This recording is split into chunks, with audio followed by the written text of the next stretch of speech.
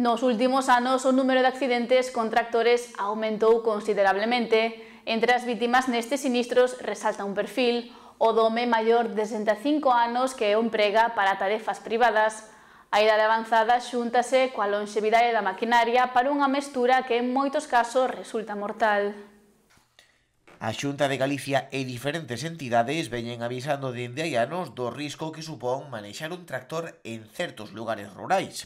Nos últimos tempos, o número de accidentes con este vehículo aumentou considerablemente, o que pon agora o foco sobre os condutores e sobre o estado da maquinaria. O perfil de persoa ao mando dun tractor, a hora do sinistro, é a dun home maior de 65 anos e que está a realizar labores domésticas. Un factor que para moitos é diferencial ao chegar a unha idade na que se perden facultades. Sí, porque a maioría da xente que está pasando iso vese que é xente dunha larga edade. A ver, tamén pode pasar a un chaval aí, por exemplo, un veciño meu morreu ainda non é moito, con 50 anos, además era un profesional de toda a vida neso. Os tractores antigos, xente moi maior, e, bueno, os reflejos e todo eso, e a maquinaria non responde como ten que responder, penso que sí. Más ben por a edad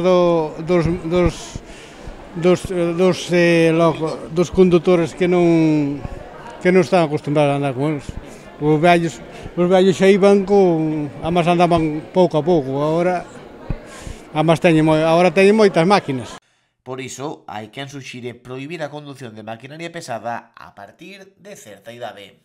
A ver, privar é moi complicado dicilo, pero xa por seguridade eles non debían collelo. Pero teñeno na casa, toda a vida o fixeron e seguirán facendo. É o que pasa. Ben, os que están jubilados xa debían de deixalo.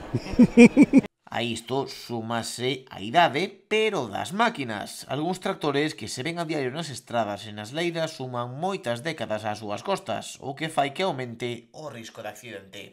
As dúas cousas, porque a maquinaria vai, se o señor ten 80 anos ou ten 70, a maquinaria por aí terá, non se renovaron.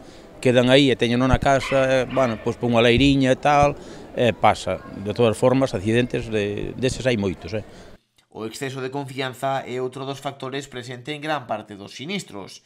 Moitos destes accidentes danse en fiques particulares propiedade do implicado, producido en parte polos descoidos ocasionados da confianza sobre o terreo.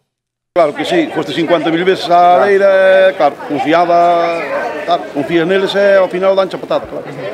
Sí, iso tamén é unha cousa das que ao mellor estás cansado de ir ali ao sitio e a confianza moitas veces mata a xente. Iso é como todas as cousas, en todos os oficios. A confianza mata, sempre, porque fixeno 50.000 veces, subir aí arriba, tal, non me pasou nada, non fai faltar nes, e un día pasa, pero non se conta con eso.